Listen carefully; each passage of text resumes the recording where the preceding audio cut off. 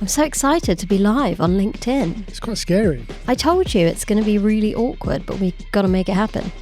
Because, I'm just so used to editing and knowing that if we make a F up, I nearly swore again.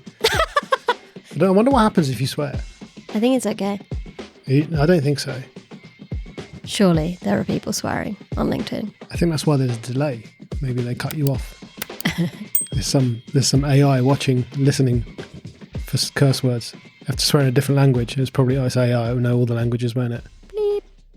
Bleep. So we're live on LinkedIn, giving this a shot, giving it a go. First time live producing. And I guess that's kind of why we jumped on and wanted to talk about the whole podcast production piece, what we've been up to, going live for the first time, figuring out all the tech. Really good podcast that you just recorded. So we just did a recording. We didn't go live for that one, but I live produced it just to test that out. So that was a really good episode that you just did with Kwame. Yeah. And he's another podcaster as well. So that's great that he came here, and he's quite new, right? How many episodes? 3? 3 episodes. It's called The Shelf Conversation. The Shelf Conversations. Go and check it out. It's all about is it all about mental health, this podcast? Yeah. Yeah. He's interviewing other healthcare professionals. I know his first episode was with a pharmacist, but they're talking about all the different types of mental health conditions and advocating for mental health generally through social media, which is so awesome. And I'm really proud of him because he's such a young pharmacist and he's done so much in his journey already. So that was very cool. Yeah, it's great. And there's just so many, I've noticed a lot of people, not just in the pharmacy space, but in the space that I work in within recruitment, just generally starting podcasts recently. So there is a big trend towards podcasts, which I think is fantastic. And I said this, didn't I, after we came back from the podcast show in London, that it's just amazing how big the movement is. And just seeing more and more people jump on the bandwagon, if you like, is encouraging because, as we know, we think it's an awesome medium. It's really good. We've really enjoyed it. And it was what Kwame was saying something about that as well, wasn't he? He was talking about how if you don't enjoy the act of creating the podcast, then don't do it, right? Because a lot of people start podcasts because of clicks and likes and views, and he for a young guy, he's very grounded when it comes to actually, do you know what, I like doing this. He started off saying I like talking. He likes to talk to people and having conversations just generally before having a podcast. So going into a podcast and setting up his own podcast, he's got a brand manager over in Ghana, which is great. So he's got some help. He's got someone to bounce ideas off. We've invited him into our community so he can get some more assistance and help from behind the mic. Behind the Mic on Circle, check it out if you haven't already, if you're a podcaster or even a budding podcaster and you want to learn more, you want to just liaise with other creators who are doing the same thing in this space. So that's great. Otherwise, lots has been going on. Lots. I am making some changes with Pharmacist Diaries. I'm quite excited because by the second week of September, I will have recorded all the episodes for 2024. That's awesome. I know. That is so cool. But we have to say that there is a change to your publishing schedule, which has obviously enabled us to do that. So do you want to talk about what that change is and why you've decided to make that change? So I've published weekly episodes for the last year. Another achievement that I'm very excited about. That's amazing. I know. And really happy about that and very proud to have achieved that. But because I am still working nearly full time in my pharmacist role, it's really difficult to find the time to keep up with that consistent schedule of weekly posting, but also build the brand of Pharmacist Diaries. It's pretty much impossible to do both at the same time if you are a solo entrepreneur and you don't have a team. So I do have some support from interns, but they are all doing sort of 2 to 5 hours a week, and it's ad hoc. It's not every week. It's not consistent. I give them time to have breaks, to have some holidays, to do what they want to do in order to achieve their goals. So it's difficult to keep up with that consistency. And I've just made the decision to go every other week so that I can spend the 15 hours a week that I do spend on the podcast at the moment focusing on brand development, which is so cool. I'm really excited because that means that I can focus on what Pharmacist Diaries is going to do in terms of services. And part of that is building our own brand and working together to support individuals who want to start a podcast, grow a podcast, move from audio to video. And part of that is with the Behind the Mic community and my LinkedIn newsletter, Behind the Mic. And then the other half of that is looking at how we can support organizations or brands or companies who want to start a podcast. So utilizing both of our skills in order to get them kickstarted on their podcasting journey. Yes, it's twofold, isn't it? One is education, just helping others, learn, because as we know, we've gone on a hell of a journey when it comes to creating podcasts, and there can be a lot to learn, and it can seem extremely overwhelming. And I think part of this is to try and help people just distill it down, right? It doesn't have to be perfect straight away. It doesn't have to be, like what we're doing right now, this kind of whole big production. It can just literally be you and your mobile phone and just getting the content out there, because I think everyone's got a voice. I think everyone's got something useful to say, whether we like it or not, it doesn't matter. So there's the education side of things. And then there's just the kind of helping people level up, right? So people that are already doing it are potentially kind of finding their cadence, and then maybe, as I said, just trying to find the time to fit it all in. And how can we streamline processes? How can we make it more efficient? What are the things that we can, what are the things that we don't have to necessarily do that maybe we think we have to do? And for me, one of those things is editing, right? So this is the whole point of trying this whole live production out, is to try and see, can I streamline that process? Because one of the bottlenecks that we have when it comes to getting episodes out is me. And this, I sound like Mark Whitby, who's our CEO at Recruitment Coach, because he talks about this all the time, that he's the bottleneck in a lot of the processes and things that happen in his business. And as he's got more people, of course, he's able to let go of things. But the editing is a bottleneck. I've got work to do for my day job. I have some client work to do, which I'm doing less and less now, but there is some client work that I do.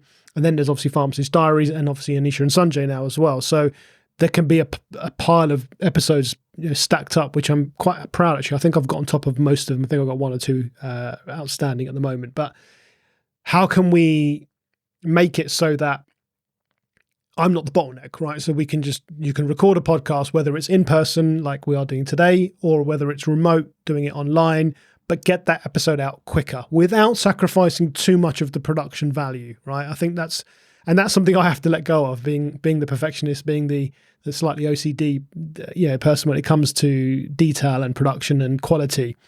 So today was the first time I actually sat in on one of your episodes and live produced it. And people really think, what do you mean by live producing? So right now we're live streaming, which is obviously streaming to the world. And as we're doing this, I'm recording this as well. But the live production is very similar, but I'm just not pressing the go live button. So I'm sitting there at my switcher, and I'll put some footage over. In fact, the camera's there, isn't it? So I'm sitting there at my mega desk, as I've fondly named it. If anyone's an Office fan, you'll know what I'm talking about. Where I've got the switcher, and I'm switching between camera angles when you're talking, when the guest's talking, when there's two of you talking. So we switch that, just like I'm doing now. In fact, I'm doing it. I can do it on my phone right now, so I can just switch from this angle to which camera is it? I'm going to just mess this up now, and I cut. Oh, there you go. There, look how that works. There you go. So there's another camera there. So I can just literally switch from that camera. I can switch back to you, or I can switch to me. There you go. So that's the live production that I'm talking about. So normally what I would do is I'll just record everything in the camera. So there's two cameras. There's one pointing at me. There's one pointing at you. And obviously we've got the third one, which we don't normally have. And I would then record all of that footage. We record the audio separately. I would take those files into DaVinci Resolve or an editor, and I would sync it all up, and I would manually sit there and switch between the angles and do the editing and add everything else in. So what this step has allowed us to do, hopefully, is eliminate that, which is quite time consuming. Yeah. Now, if you do remote recording, so if you're using Riverside or Squadcast, they do have a feature built in where it kind of does it for you, and it's super quick. It's literally a click of a button. But my problem with that, and I don't think I'm ever going to let go of this, is that when you do it from within Riverside and Squadcast, or Descript as Squadcast it kind of is joint with, is the quality. So it does compress a lot of the audio. And as we're recording in such good quality to begin with, I kind of see it detrimental to what we're trying to do. Now, if I was just recording in a webcam, if you were just using your laptop webcam, I wouldn't care, right? I would just say, look, do it in Descript. And this is what I would say to anyone else starting out. Use the software, use the AI, use the features that are built into these platforms, because they have become, I mean, do you remember when we first started doing this using Zencastr? This is not a criticism against Zencastr. They have improved as well, but we just stopped using them a long time ago.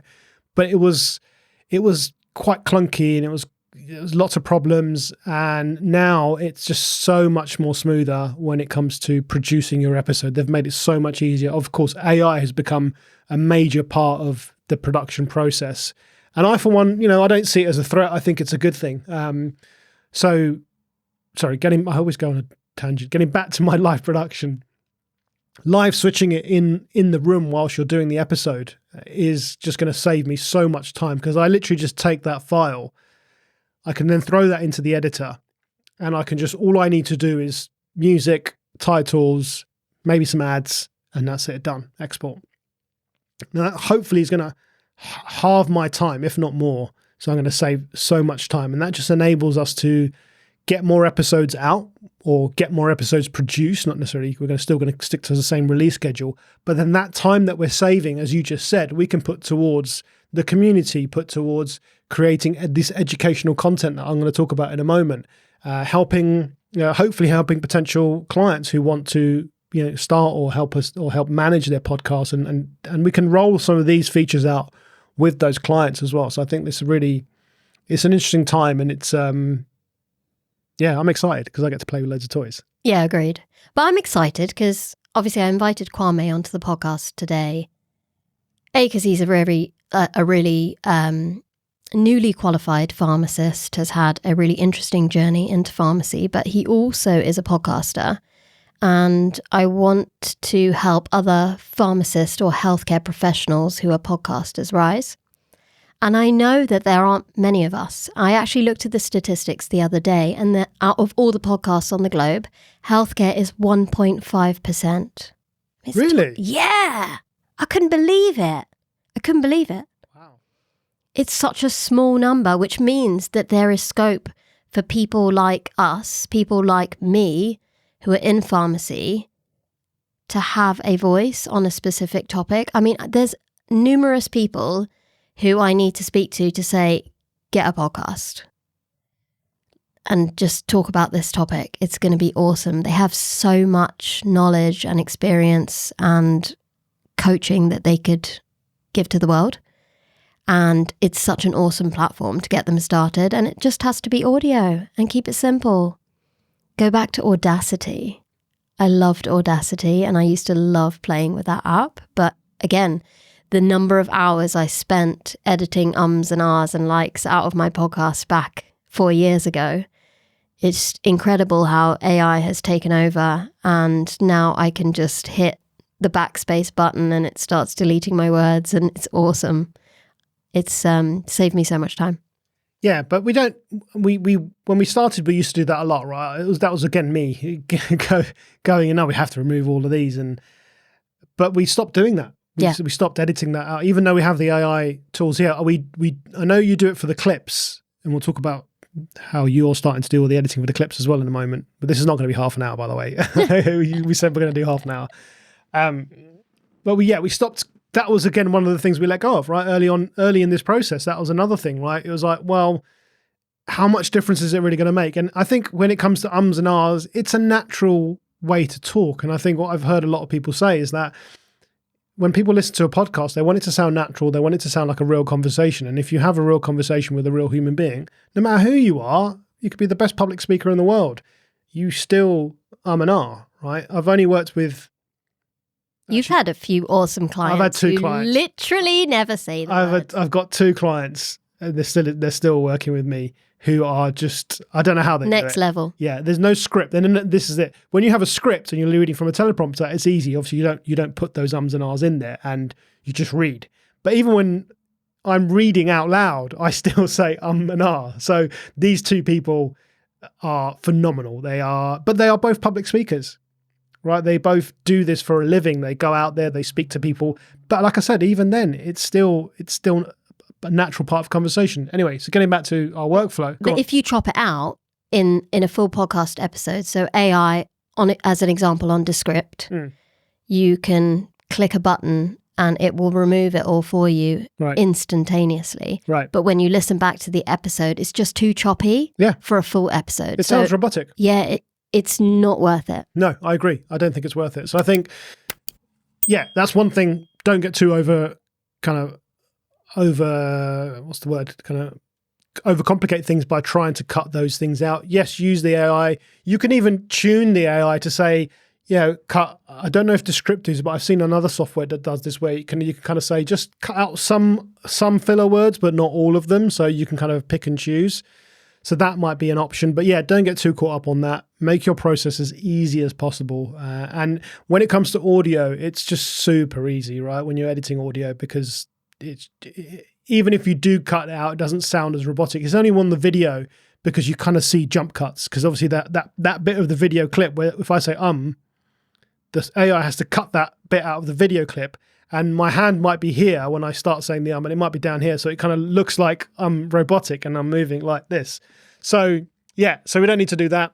One thing people could do though is, if they're using software like Descript, you could log how many ums and ahs or filler words are included within the episode and just make a log of the number and try to reduce that number. Love that. Episode by episode, maybe by 1%, and then track it and see how I mean, of course you can't control your guest, but you can figure out how many times that you've personally said it and focus on reducing that number week by week. Great idea. Well, I should get one of my clients who's a public speaker who don't say ums and ahs and ask them, there must be training. I'm sure there are people that train you on elocution and speaking. We could get one of those people on the podcast and talk about, that could be quite useful for the community and for people out there.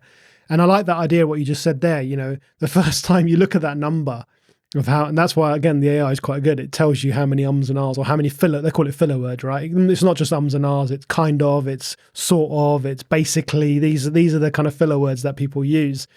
And when you see that number, it's quite scary. So don't get scared. I think mine was up near 500 in an hour-long episode, and I think yours was similar.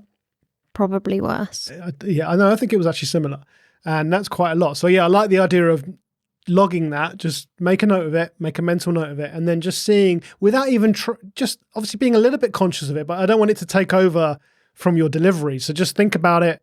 And I think when I've researched this, it's people are scared of pauses, silence. There's nothing wrong with silence. Silence is cool. But people don't feel like that when they're having a conversation, or they're on a podcast, or they're being filmed, that you cannot be silent.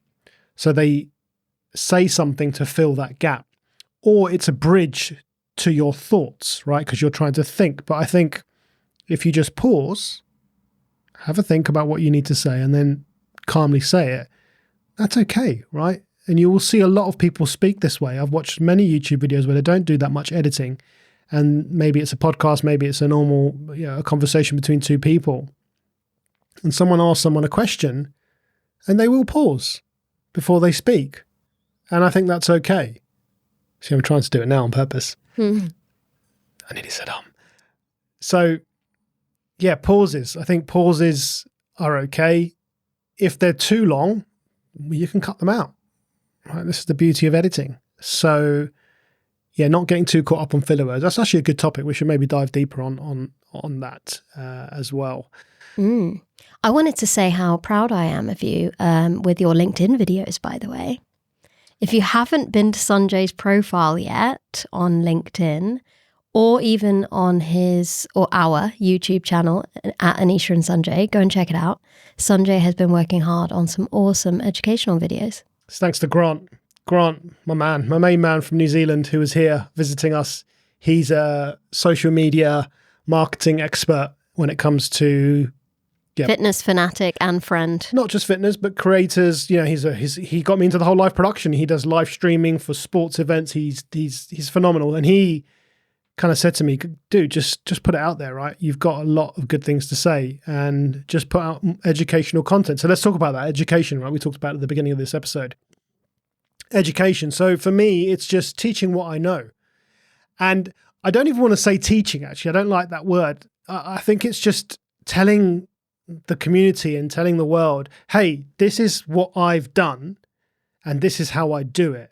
And because when someone is teaching, I feel like there's a perception that, oh, you know better. This is the only way. This is like when you go to school, they teach you how to count. There's only one way to count.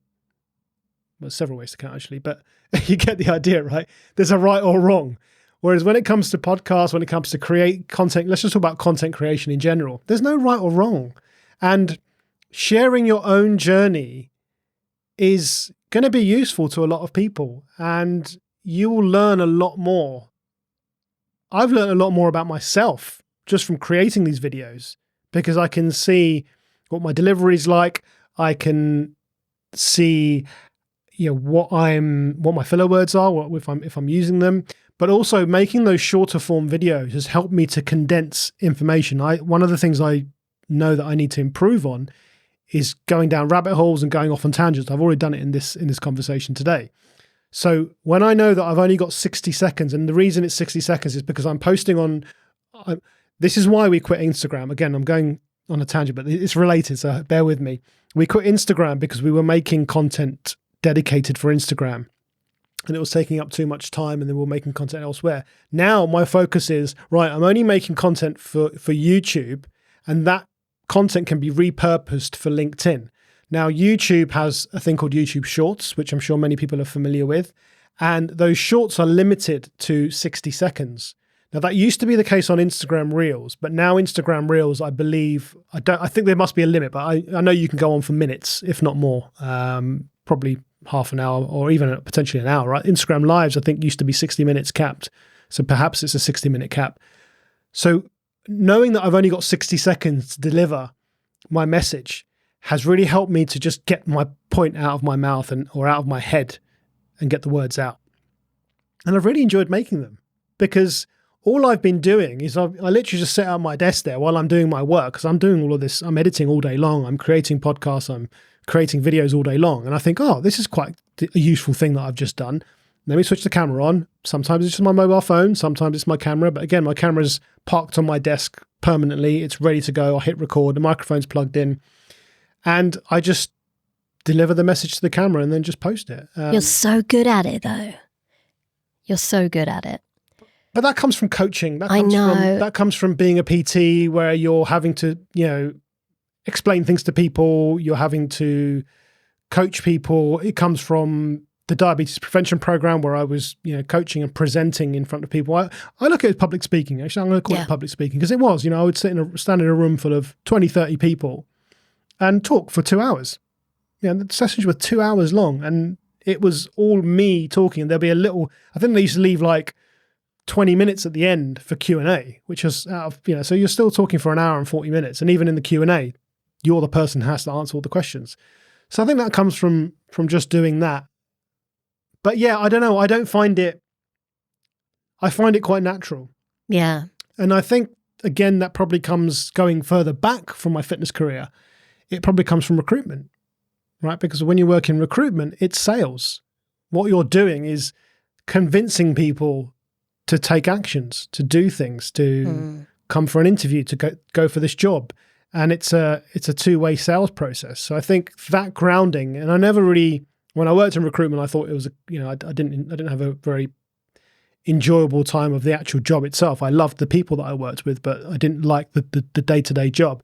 But now upon reflection, I did learn a lot. I learned a lot. And now I can see when you give me feedback like that, or Grant has also given me the feedback saying, mate, your videos are awesome. I really enjoy them. And they're really to the point.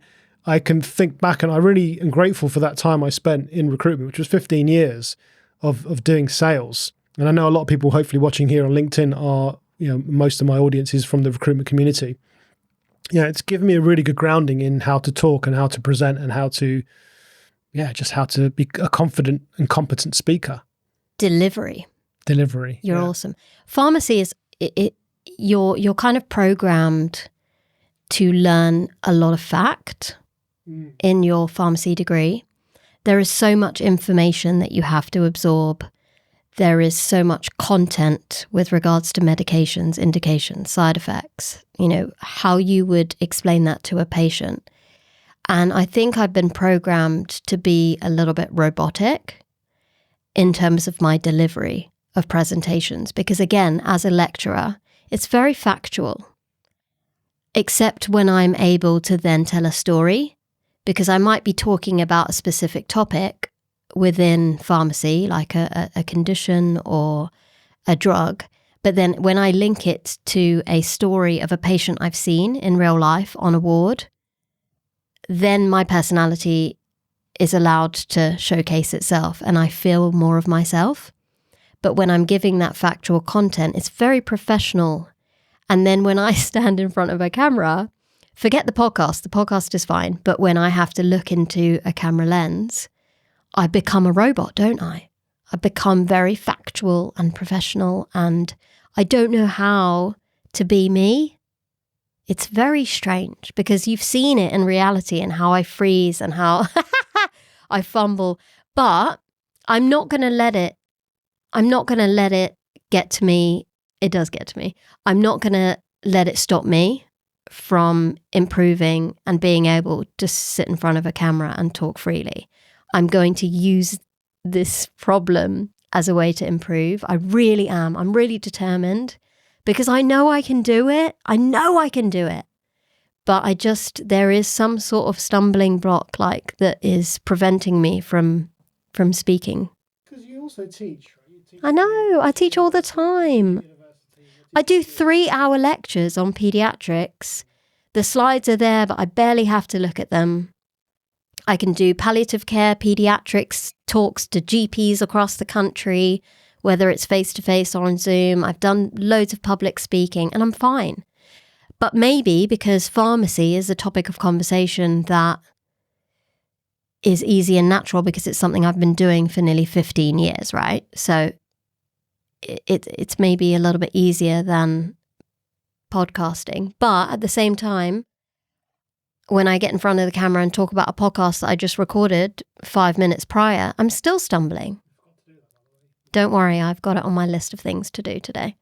And it's just a challenge for me. So, but also, on that note, we have decided that we'll do these educational videos. We want to provide the content for people and also switch from the very professional, high quality podcasting, long form content to the very chilled out phone content. It's easy, it's quick to record, it can be posted online within minutes, right? And not overcomplicate it. And I really do want to see if people engage with that content more or post more comments or likes on LinkedIn and other platforms.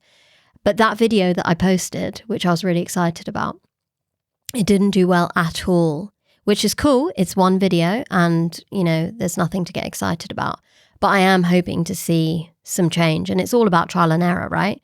We've got to give this a go. We've got to actually see whether or not it's going to work. It's also the content that what was that video about?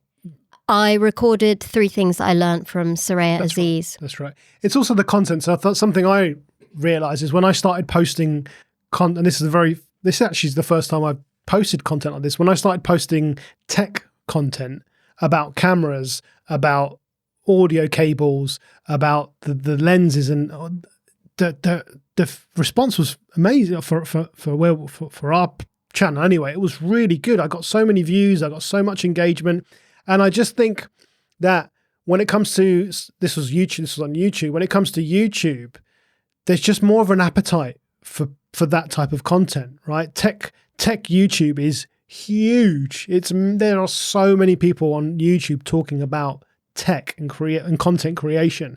So there are more people who want to watch that type of content. Whereas when you're posting about a student pharmacist, yes, okay, there are hundreds and hundreds, and if not that, or thousands of student pharmacists across the country and across the world. They might not be on YouTube looking for that type of content now, and that is definitely changing. There, obviously, the populations are getting younger. We're more tech savvy, and there's more tools available. But that's why I think you should be the one to put that content out there, because once they start seeing that it's there, then more and more people will fluctuate to it. So I think I'm just also quite not fortunate, but I just feel like when I talk about camera, like I got these new cameras recently. I sold my old ones because of overheating problems. And people like to know about that stuff, right? Oh, why did he get rid of the Sony cameras? Because I've heard they're so amazing. I want to watch it. And I'm the same, right? If I see someone going, oh, well, I had this problem with this camera, or I had this, I want to know why, right? So I'll watch it. So I think the content itself is also part of it. But that's why I think we want to get you to talk more about the podcast side of things, because you probably do at least 50%. I talk about production and all of that. It's probably only 50% of it. The other 50% is the 50% you do, which is the guest outreach, the kind of research and the planning of the podcast, and getting people to turn up and getting them on Squadcast and getting their microphone, making sure that they've got the right microphone selected. And you do all of that. I know, because I've seen you do it. And now, which we'll talk about next, which I wanted to talk about, is you've started doing editing, right? Video editing in terms of the clips. So all of the clips that you've seen coming out on Anisha's channel for the last several months. It's nearly a year, I would say. I don't remember the last time I edited a clip for the Pharmacist Diaries podcast. So talk about your experience of creating these short form clips from your podcast. How have you done it? How have you found it? Yeah, talk about your experience there. So for the last couple of years, about a year and a half, we've been doing video content, and I was manually rewatching every single episode and then finding specific nuggets of information that I thought my audience would resonate with. Maybe something educational, something inspiring, something motivating, something that would catch their attention, as you do with short form content. But if each episode is an hour and a half long and you're genuinely listening to it, it would take you 2 to 3 hours of kind of going through that content, creating the clips, adding the music, adding the subtitles, and then obviously publishing that on multiple social media platforms. But with Descript, I've been really excited because AI allows you to perform those tasks at a speed which is just miraculous, because you can tell Descript how many clips you want, vertical or horizontal. There are templates that are available that allow you to choose a cool style that you might like, or you can create your own template. So I like my shorts to have a little black border. I like a specific caption with a font that's easy to read, a specific size, a specific color. And then you can add in particular music that you like to that template if you want to.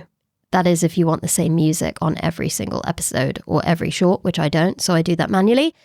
But then you can ask it to find the most exciting clips.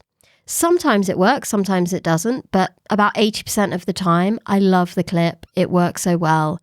I'm able to edit a couple of bits and the process is so smooth and easy. And that is why I'm creating so much more short form content, because of the speed of implementation through the application. And I've been testing the difference between horizontal and vertical short form content. So LinkedIn, I've been using a lot more of the horizontal content, because I've had so many more face-to-face episodes that the video quality and the content that we're showcasing to the world is so much more beautiful than anything that can be recorded online. And I want to showcase your production skills as well through social media. So a lot more horizontal content's been coming out, which is around a minute and a half to 2 minutes. But then all of the vertical content is less than 60 seconds. And it's choppy, it's quick, it's fast, it gets the point across, and it showcases what's in the episode as well, which is really cool. So I've been really enjoying that. And because you can see the words, the text on the screen, it's easy to just highlight and remove things or ask for the filler words to be removed. And yeah, I've really enjoyed it because Descript makes it easy. Descript makes it simple. Descript makes it very user-friendly. So creating those clips is a joy now, and I don't need anyone else to do them. It's a very creative but enjoyable process. So I've loved it. Yeah.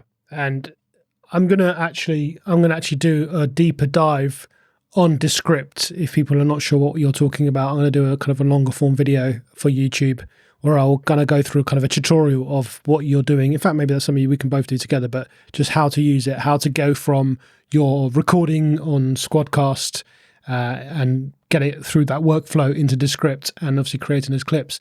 And this is where your mileage is going to vary, because I've used Descript for work when it comes to editing Mark's podcast, and when it's generated the AI clips, they've been terrible. They've just not been that good. And I actually did a little experiment where I posted a couple of clips which were AI generated, and I posted a couple of clips which I manually sat there listening to the episode and curated myself, which is what I used to do for Pharmacist Diaries, or what you used to do as well for Pharmacist Diaries. And the ones that I manually created and found performed way better than the AI generated clips. Now, what I've started to do now, and this is another really good thing about Descript, is I've used the AI to get me to a starting point, just like you were saying. You get me to a starting point and say, okay, well, that sounds good, but there's not enough context or there's not enough detail. Let me go in and extend it or include more of the conversation so it actually makes more sense and sounds better. Now, the beauty of Descript is you can actually export whatever you've come up with in Descript and send it into another editor, such as DaVinci Resolve, Final Cut Pro, or Premiere Pro. And then you don't lose quality. Right, because like I said earlier, one of the problems that I've had with Descript and using those online tools is they compress the video. And as you said, if we're creating this really good, high quality content, I want it to stay high quality. So I'm able to now go into Descript. I can use the AI tools within Descript, get me to a starting point and go, yep, that's great. Export that, chuck it into DaVinci Resolve, and then I can go to town on it when it comes to making it look and sound the best that it can be.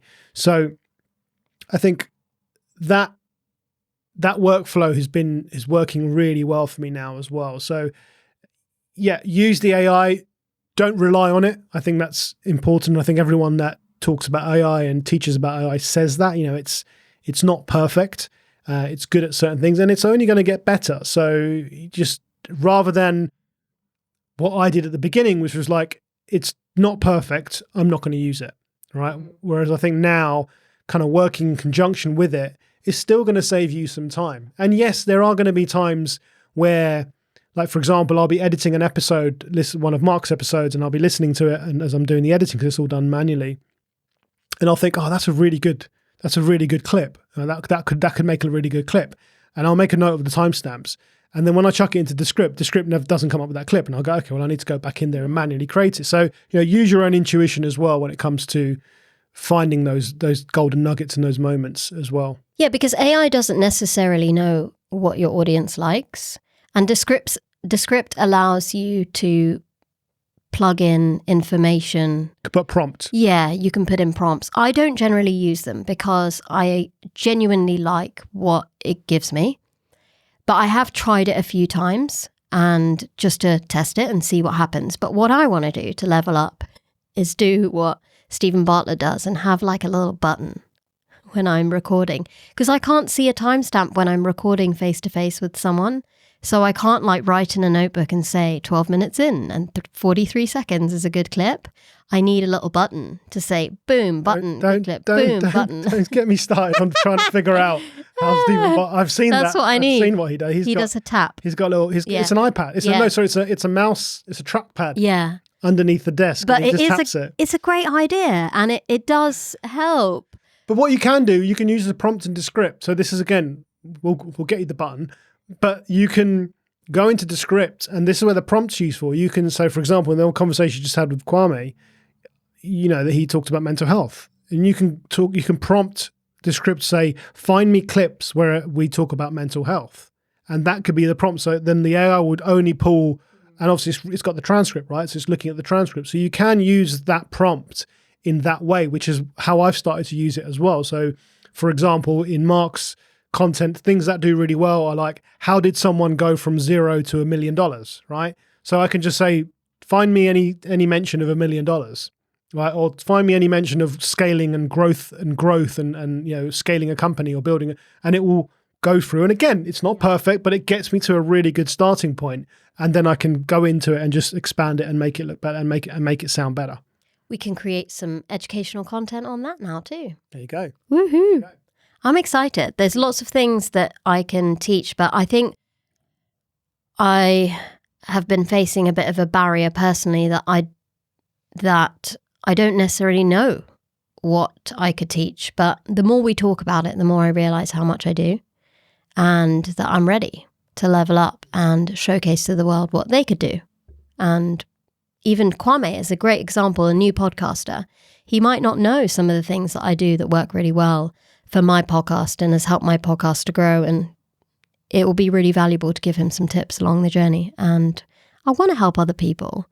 Yeah, absolutely. And this is the whole thing about putting these videos out there. It's, I don't want to charge people for them. I don't want to, it's just get started, right? It's just that first, God, I procrastinate, and I heard Kwame say it as well. He said he had the idea since 2017. Same as me, 2016 was when I was like, I'm going to do a podcast. I didn't do it until 2019. So 3 years went by when I was like, oh, I'm going to do it. I procrastinated and talked about it and didn't do it.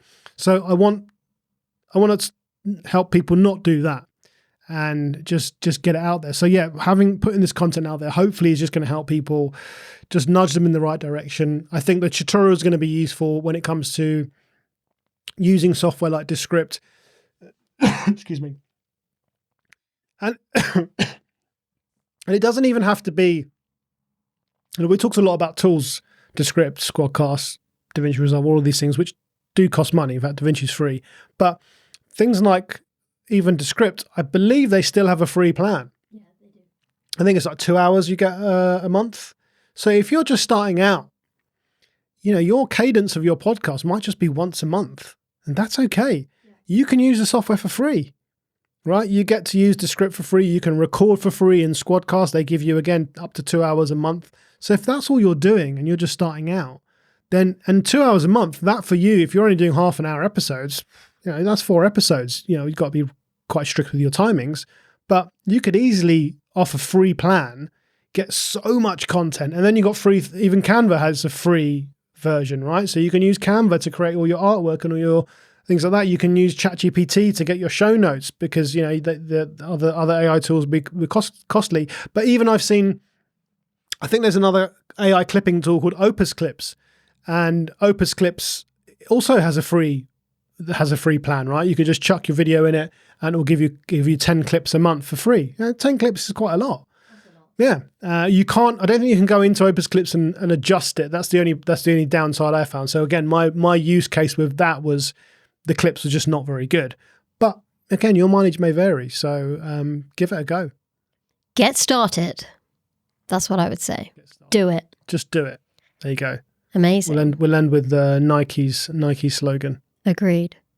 And if anyone else is listening or watching this and you've got anything specific that you want to learn about, or you're stuck on when it comes to your podcast production, you want to know how to get started, whether it's gear, whether it's what microphone should I choose, what software platform should I use, should I be editing, should I not be editing, just drop me a line, drop us a DM, join our community. We've got a free community called Behind the Mic.